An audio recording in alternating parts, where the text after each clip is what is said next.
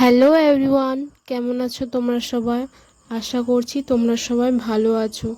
তো আজ হচ্ছে লাস্ট শ্রাবণ সোমবার, তাই মন্দিরে অনেকটা ভিড় হয়। তা আমরা সবাই দুপুর 1টার সময় গেছি যাতে ভিড় কম হয়।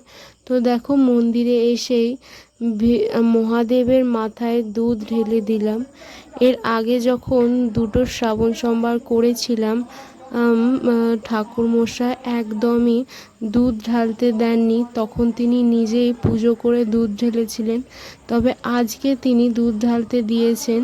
দুধ ঢালার পর পুজো হওয়ার পর বাড়ি আসার পথে দেখো আমাদের এখানে নদীর জল এতটাই বেড়েছে, দেখো গোটা মাঠ জলে ভর্তি হয়ে গেছে। চারিদিকে গোটা নদীর জলে এতটাই বেড়েছে, আমাদের এখানে গোটা রাস্তা নদীর জলে ডুবে যাচ্ছে।